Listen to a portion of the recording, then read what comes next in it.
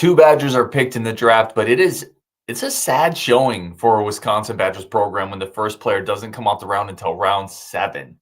We're going to talk about it. Locked On Badgers plus a new player commits to the Wisconsin Badgers from the portal. We're going to talk about the depth on the offensive line and what that means, but we are doing NFL draft talk today. Let's go.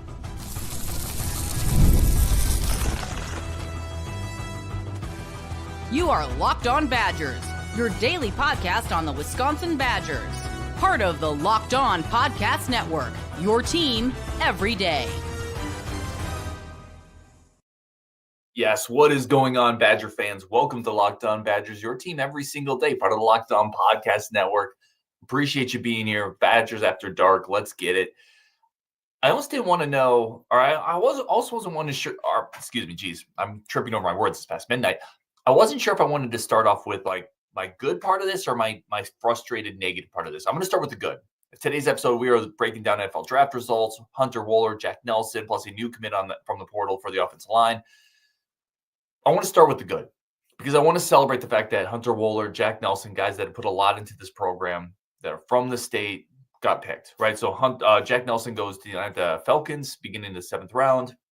Hunter Wohler to the Indianapolis Colts. Great job for Rajiv, who's obviously a Colts fan. He also goes in the 7th round. Still tracking undrafted free agents a little bit. It sounds like Joe Huber is ending up with the Minnesota Vikings. I was surprised he wasn't picked, Joe Huber.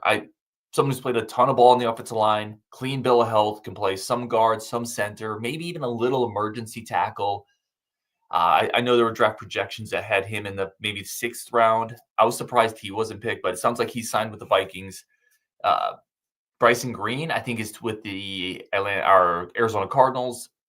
I haven't tracked anybody else that's signed. So that's where I want to start. I want to start with congratulations. Congratulations, Hunter Wohler, who is just an absolute badass, just an absolute warrior for the Badgers. And again, I've referenced this picture a couple times. There's a picture at the end of the year. He's like in a locker room and he's just sitting down. His shoulders are slumped. His head is down. And you can just tell he gave so much to this program. So I respect the heck out of him. Interestingly, he's getting listed as a linebacker by the Indianapolis Colts, Hunter Wohler, which when you look at his game and how it could translate, maybe he could be that bigger safety who can help cover tight ends, but play near the box. Maybe that's the role for him. I could see it. And again, Jack Nelson going to the Atlanta Falcons. Big congrats to them. Also of note, Jim Ray DK, the first pick in the 4th round. We all know that guy, again, Wisconsin kid. I think that's awesome for him. Goes to the Tennessee Titans. And Graham Mertz got picked. Graham Mertz in the 6th round to the Texans. Ooh, boy. So let's get some comments if anybody's got comments in here. I want to start with the Badgers don't have a player drafted until the 7th round. And again, very happy that they had players picked. Very happy that those guys were picked. That's a sad state of affairs for what this program is. I went through NFL draft history, and maybe I overlooked something. I was scanning quickly. The last time I found a draft where a Badger wasn't picked, where the first Badger was picked past the 7th round or this late was 1990, which was a 10th round pick.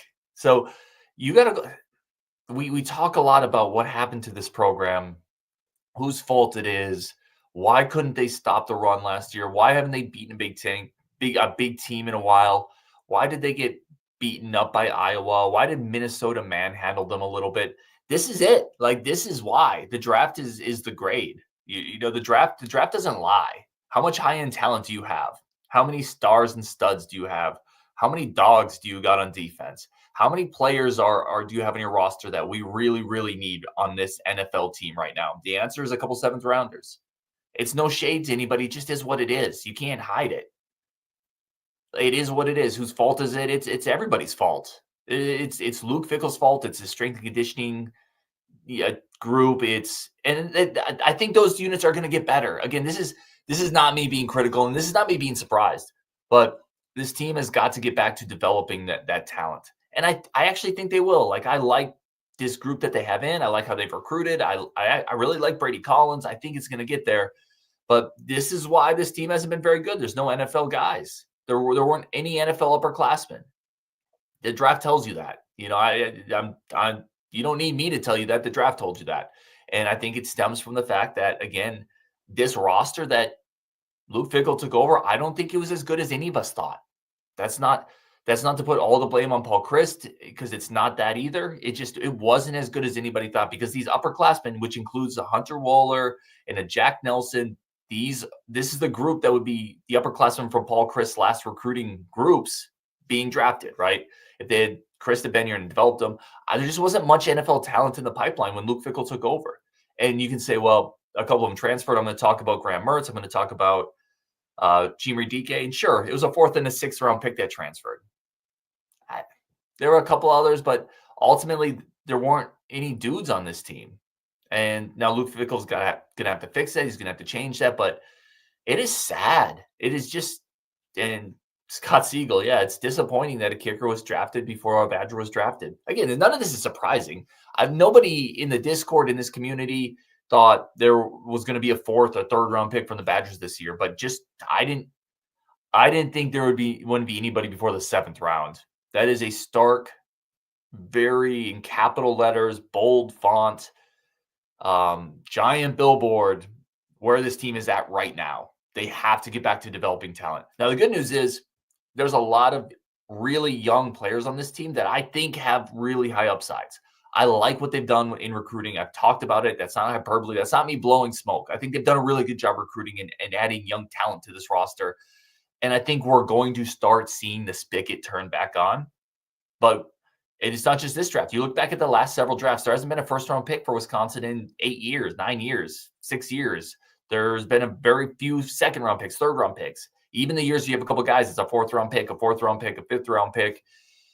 This has been in the trough of a swell. Now we need to go back up, develop that talent that's on the roster. I do think it's going to get better here. I do think you're going to start seeing more of these younger players progress, but that's sad. Sad. I didn't think Mertz would get drafted, by the way. I don't know. The NFL's quarterback starved, but yeah, it is what it is. Sean Campbell, Wohler equals Urlacher? Wohler to Urlacher? Yeah, like that would be a crazy story. No one would be happier to root for it than me. Brian says recruiting has been bad for since 2019. The roster hasn't been stocked. The fish pond, the koi pond, it stopped getting stocked, and it just is what it is. Okay, let's AB says Bryson Green got good guaranteed money. That's cool. Like, I think Bryson's a good player. Physical, he has a huge wingspan. Bryson Green is definitely the type of guy who you can win jump balls. I just never thought the route running was very good. It just always felt like you kept waiting for his precision as a receiver to get a little bit better and to match up with some of the physical gifts that he has, because he's a gifted guy.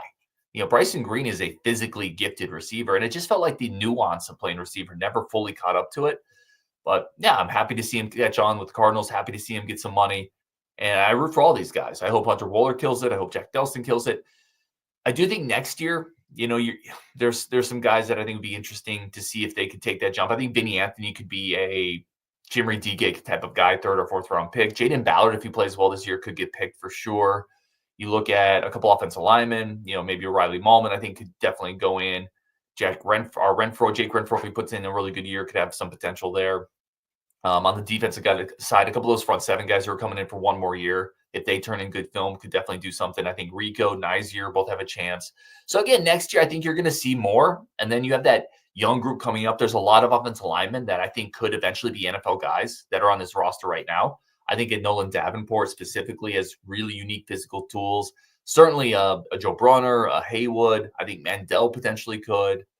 Hardy Watts and Logan Powell are guys I'm pretty high on. So I think it's going to turn around, but gosh, it's stark when you watch the draft, man. And I'm a fan. I love this program. You watch the draft and it's in Wisconsin and there's 2 7th round picks. That feels sacrilegious.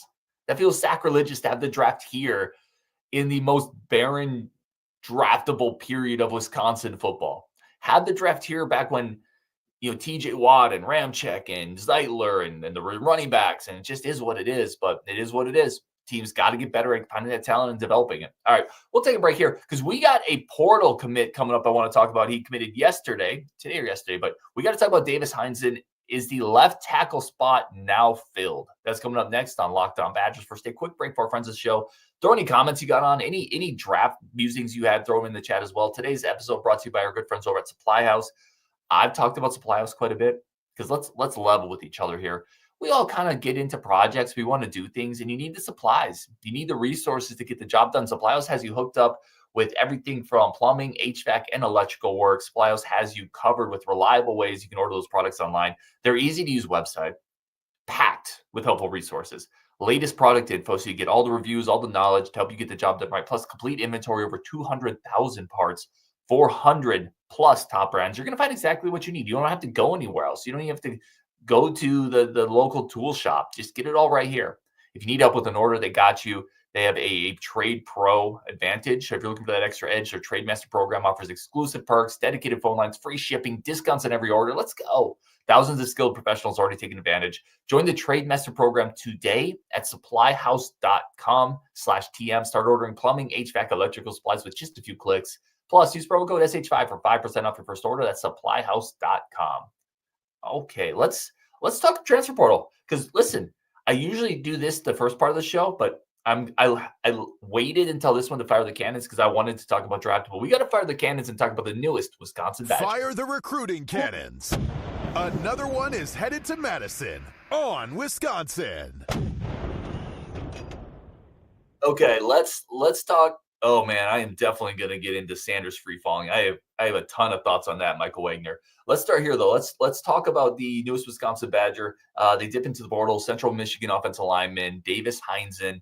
1 year of eligibility left. He's played a lot of left tackle. He's played a lot of guards. 6'5", 305-ish, 310-ish. I saw him listed anywhere from 305 to 315. He's a lot of experience. So let's do the goods here, right? Wisconsin needs a left tackle. They need a tackle. They need depth. And quite frankly, I just think they need depth across the offensive line. I think they could use a couple veterans. I think they could use a veteran left tackle. I think they could use a veteran guard. So getting anybody with 3 years of experience, with decent size, decent athleticism. He's from Manitowoc, so he's a Wisconsin guy. Used to be a tight end, so there's some latent athleticism there. So there's some movement skills there that I think are interesting. And he's played a lot. He's played a lot of ball coming over to Wisconsin. 1 year of eligibility. I think worst case, you're getting a depth piece here that can slot in probably across the line. Maybe it's a swing tackle that, you were counting on Nelson to be last year. Maybe it's at a guard spot. So it's a depth piece, I think. Could he be your left tackle? I don't know, right? The PFF grades, if you go look at them, aren't exactly great on him. The PFF grades pointing to maybe a better run blocker than a pass blocker. Time will tell. He's got to take a step up in the talent that he's going to be facing coming from Central Michigan to the Big Ten.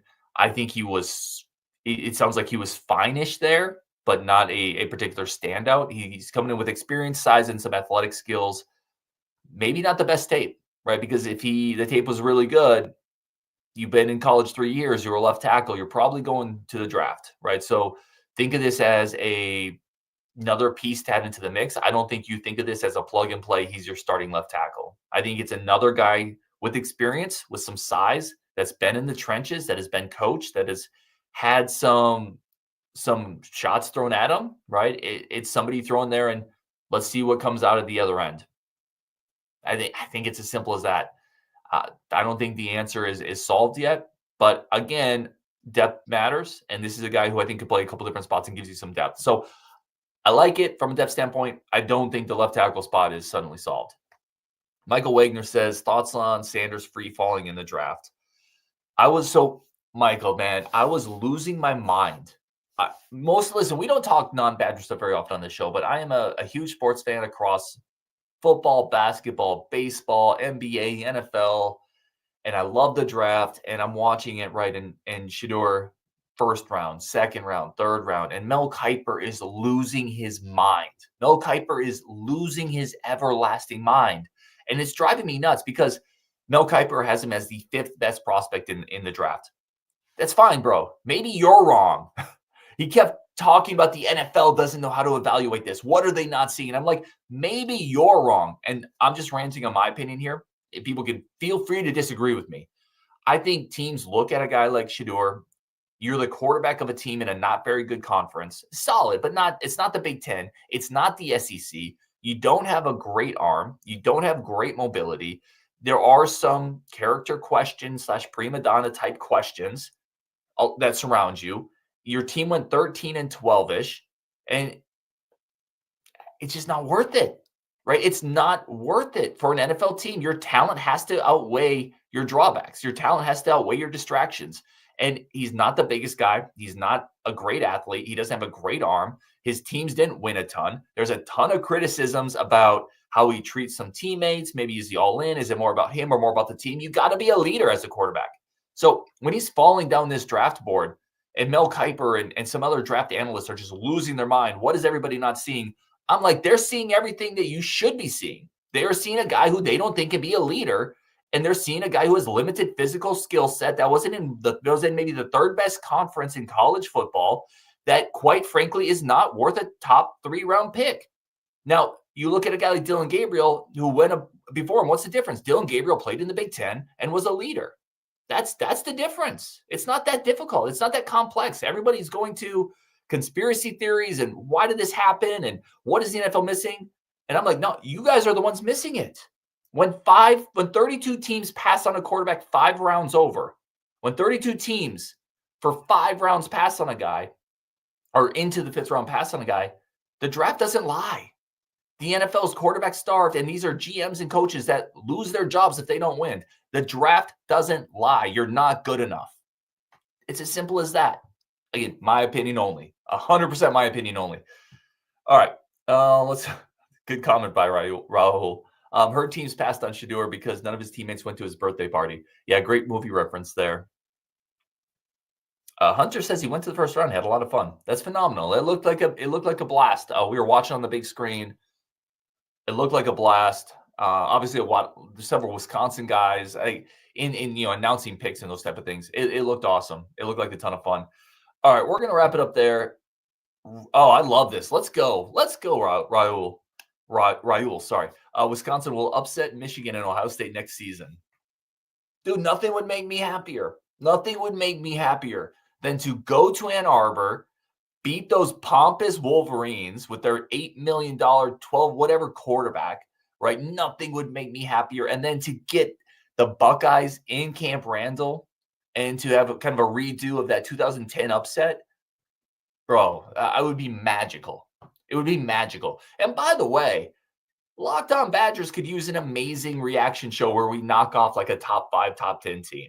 We've had a lot of reaction shows where the opposite happens. Let's get one where we blast a Big Ten blue chip program. Let's get one where we upset Ohio State under the lights. That would be incredible. Can I have one of those in my lifetime, please? Because I wasn't doing Locked On Badgers when we beat Ohio State last time. So, yes, let's go. That'd be incredible. I would love it. All right, we're going to wrap it up there. Appreciate all y'all. When you watch later, if you're watching now, if you're in the chat, if you're going to watch on YouTube, if you're watching on audio, thank y'all so much. Coming up Monday morning, we're releasing the Emilio Agard interview. That dude is top quality. You guys are going to enjoy it. Wait till you hear what he has to say about Jaden Ballard's speed. It's pretty fun stuff. On Wisconsin, appreciate all of y'all. We'll talk later.